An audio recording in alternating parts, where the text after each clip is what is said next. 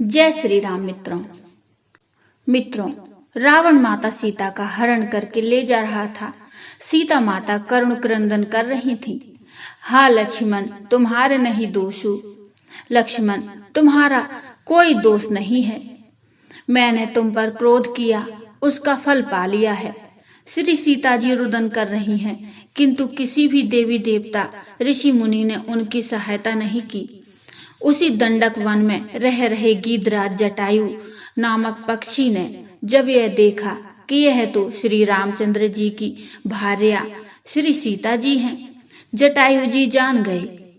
गीधराज सुनी आरत बानी, रघुकुल तिलक नारी पहचानी। उसने रावण को ललकारा, रे दुष्ट ठाड़ किन होही। अरे दुष्ट, ठहर जा, चोरों की भांति इस असहाय नारी को कहाँ ले जा रहा है। रावण ने पलट कर देखा। एक बार तो उसे लगा कि विशालकाय कैलाश पर्वत उसका पीछा कर रहा है। फिर लगा कि शायद गरुड़ पर सवार होकर स्वयं भगवान विष्णु आ गए हैं। रावण अनुमान लगाता है कि गरुड़ तो उसके स्वामी सहित मेरे बल को जानता है, फिर क्यों मेरा पीछा कर रहा है। की मौनक की खगपति होई, मम बल जान सहित पति सोई। जब वह पास में आया तब रावण ने देखा, अरे यह तो वृद्ध जटायु है। जाना जरठ जटायु एहा, मम करती रथ छाड़ी देहा। मेरे हाथों मरने के लिए आ रहा है। जटायु जी ने रावण को ललकारते हुए कहा, रे चोर, अत्याचारी, दुष्ट रावण, मैं बूढ़ा अवश्य हो गया हूँ, किंतु अभी भी मेरे जीते जी तू मेरी इस पुत्र वधू को नहीं ले जा सकता है। राम जी की क्रोध रूपी अग्नि में तेरा परिवार भस्म हो जाएगा। राम रोष पावक अति घोरा, होई सकल सुलभ कुल तोरा। रावण ने कोई उत्तर नहीं दिया। तब जटायु जी ने रावण के ऊपर चोंच से प्रहार करना प्रारंभ किया। जटायु जी ने रावण को बुरी तरह घायल कर दिया। एक क्षण तो रावण को मूर्छा आ गई। चौचन मारी बिदारिस देही, दंड एक भई मूर्छा तेही। वह अचेत हो गया। फिर तुरंत उठकर उसने अपनी तलवार से गिद्ध जटायु के पंख काट दिए। काटे सी पंख परापग धरनी, जटायु जी भूमि पर गिर गए।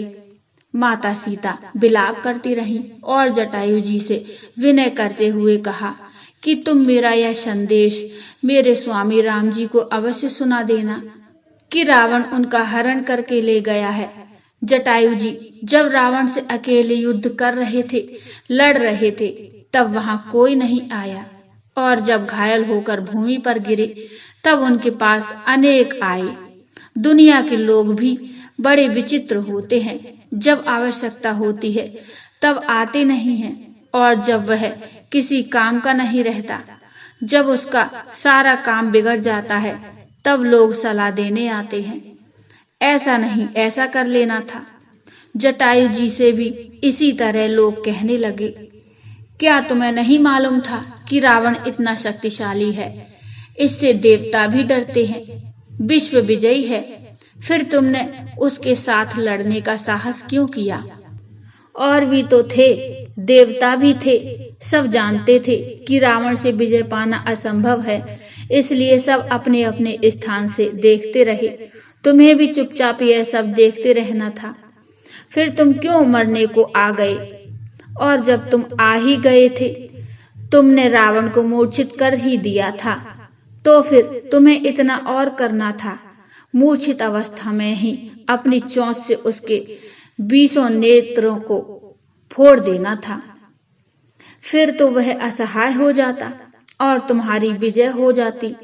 जटायु जी ने बड़ा सुंदर उत्तर दिया, मुझे अपने भारतवर्ष पर गर्व है कि मैं इस देश का पक्षी हूँ, और मेरा भारतवर्ष सनातन धर्म को मानने वाला देश है, और हमारे भारतवर्ष में युद्ध के भी कुछ नियम हैं। मैं यह जानता हूँ कि जब युद्ध भूमि में शत्रु पीठ दिखाकर भाग रहा हो, या मूर्छित हो गया हो, या निहत्था हो, तब उस पर वार नहीं करना चाहिए। यह धर्म के विरुद्ध है। और जब मैंने देखा कि रावण मूर्छित हो गया है, तब मैंने अपने धर्म का पालन करते हुए उस पर वार करना उचित नहीं समझा। मुझे अपनी मृत्यु पर गर्व है। अधर्म पूर्वक जीने से धर्म पूर्वक मरना श्रेष्ठ है।